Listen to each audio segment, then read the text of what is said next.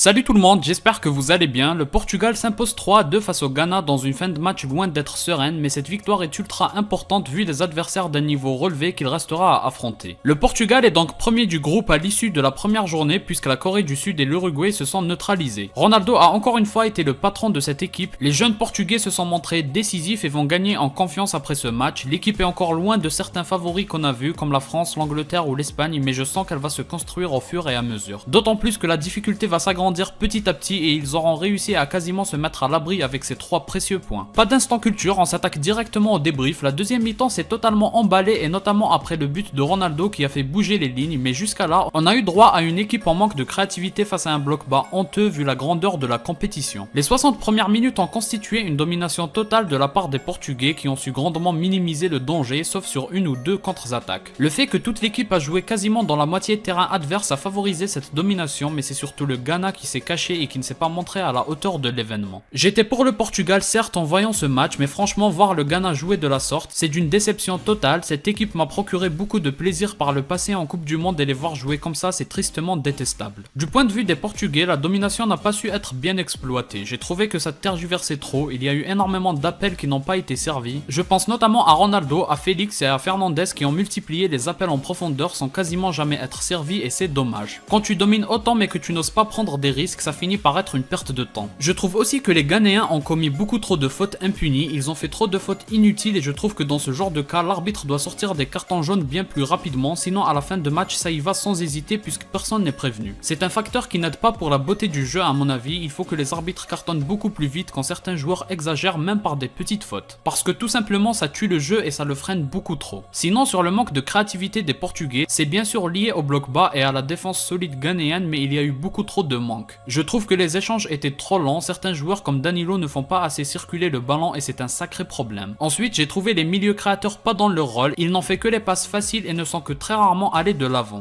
Aucun joueur n'est allé de l'avant en mangeant des espaces pour provoquer de la panique. Tout le monde se contentait de donner la balle derrière et enfin, dans ce genre de configuration, selon moi, il faut des joueurs techniques qui n'ont pas peur du 1 contre 1. Comme Vinicius qui incarne parfaitement ce style de joueur et il se trouve que le Portugal en a un qui s'appelle Leao. Et je pense qu'on a tous pensé que l'entraîneur allait changer Félix par Leao, mais au final il a choisi de garder Félix et on dirait qu'il a bien fait. Selon moi, il y avait deux possibilités pour que cette rencontre s'emballe, soit faire rentrer un joueur comme Leao pour faire la différence, soit il fallait le patron Ronaldo qui a encore une fois fait bouger les choses quand son pays était en galère. Et on arrive donc au premier but et on va parler du penalty scandaleux selon certains. Personnellement, je ne le trouve pas du tout scandaleux du moment qu'on regarde les ralentis. Alors oui, Ronaldo est fourbe, il utilise de la roublardise, du génie, de l'expérience, on peut mettre tout plein de termes sur le penalty qu'il obtient parce que clairement c'est une faute inutile et le danger n'existait absolument pas. Par contre, c'est incontestable que Ronaldo est le premier à prendre le ballon et le défenseur tape dans le pied de Ronaldo. Ça se fait tellement simultanément qu'on a l'impression qu'il n'y a rien, mais après le penalty inscrit par Ronaldo, on a eu droit à un ralenti qui montre clairement que le défenseur frappe le pied de CR7. C'est triste mais c'est des faits. Par contre, au-delà du penalty ou non penalty, c'est incroyable que ce soit encore Ronaldo qui fait bouger les choses. Là, il ramène le but de nulle part, c'est lui qui ouvre le match. Il a vraiment été digne d'un leader sur le coup parce qu'on ne voyait pas comment le match allait être déverrouillé autrement. Au passage, le penalty, il le transforme parfaitement, aucune hésitation, hauteur parfaite, puissance nécessaire, c'est vraiment quelqu'un qui broie la pression. De par ce but, il devient le premier joueur de l'histoire à marquer lors des 5 éditions de Coupe du Monde, encore un record pour Ronaldo. Et celui-ci, il ne le doit à personne, mais bon, ce but aura certes servi à déverrouiller le match, mais il a permis au Ghana de se rendre compte qu'attaquer ça fait aussi partie du foot. Ils se sont mis à jouer et les Portugais ont été trop laxistes sur la tâche défensive. Résultat, Ayou marque le but de l'égalisation et évidemment dans ce genre de scénario, la panique s'installe du côté du Portugal. L'adversaire se sent pousser des ailes et joue à fond sa chance, mais c'est aussi ce qui les aura perdus les Ghanéens. Par contre, je dois dire que quelque chose m'est passé par l'esprit après le but de Ronaldo. Quand j'ai vu que le bloc portugais s'est mis à reculer et à défendre, c'est là où je me suis dit que cette équipe n'est pas au même niveau que la France, l'Angleterre et ceux qui ont réussi leur première. Tout simplement parce que c'est là qu'on voit la différence, soit tu gardes la même rigueur même en étant devant au score, soit tu te mets à défendre et là c'est pas bon. Le Portugal s'est mis à défendre et je trouve pas ça rassurant du tout, surtout que derrière ils encaissent encore un but et ça montre à quel point cette défense est friable. Heureusement pour le Portugal, tandis que le Ghana s'est mis à croire en ses chances, il est arrivé exactement ce que voulaient les Portugais. Ils avaient besoin d'espace et là ils en ont eu. Conclusion, 2 buts similaires sur une récupération au milieu, des joueurs comme Ronaldo, Félix, Leao partent en profondeur et le mieux placé est servi. Félix et Leao ont profité des très bons services de Fernandes qui s'est rattrapé avec ses passes, la finition des deux jeunes est impeccable. C'est dur à dire mais ils ont mieux fini que Ronaldo les actions sur ce match, même si j'ai oublié d'en parler mais Ronaldo a eu un but injustement tellement refusé qu'il a très bien fini. Je trouve que le bilan n'est pas très bon pour le Portugal après ce match parce qu'au final c'est une équipe qui galère lorsqu'il faut produire du jeu. Elle va plutôt préférer les contres et les attaques rapides, mais ça certaines équipes savent faire en sorte de l'éviter tout en attaquant. Et défensivement ça sent pas bon du tout, Cancelo n'a pas le droit de faire les erreurs qu'il a faites et les 2 buts viennent de son côté, mais de toute façon Guerreiro s'est fait prendre très facilement aussi, donc c'est pas du tout une défense rassurante. Les défenseurs centraux n'ont pas été placés au bon endroit lorsqu'il fallait éviter les buts ghanéens aussi, donc ça sent pas bon du tout à ce niveau-là non plus. On saura certainement le réel niveau de l'équipe portugaise face à l'Uruguay qui ne va pas se contenter de défendre, et là on va vraiment pouvoir les jauger. Face au Ghana, tout ce qu'on a appris c'est que les laisser produire du jeu ça ne mènera pas à grand chose, mais ils sont redoutables en contre. À titre individuel, aucun joueur ne m'a spécialement marqué. Joao Félix a certes été décisif, mais il a eu du déchet, beaucoup de déchets même. Leao aussi, on aurait aimé qu'il soit plus tranchant parce qu'il rentre au meilleur moment du match, et certes lui aussi a été décisif en souriant d'ailleurs, mais certains de ses choix ont encore été mauvais et c'est pas pardonnable à ce niveau-là. Après, le milieu de terrain ne m'a franchement pas impressionné et la défense on en a déjà parlé. Et puis le gardien a failli faire la boulette de ce mondial, mais heureusement qu'il y a eu une glissade de la part de l'attaquant. Le seul qui individuellement me donne l'impression que tu lui donnes un bout, il te rend un but, c'est CR7. Il a encore été digne d'être le patron de cette équipe, bravo à lui parce que finalement c'est lui qui fait bouger le match à partir de rien, sinon on aurait eu un ennuyeux 0-0. Voilà donc pour le débrief de ce match, j'espère que vous avez aimé, n'hésitez pas à liker, commenter, partager et vous abonner pour me soutenir. Moi je vous dis à la prochaine, portez-vous bien.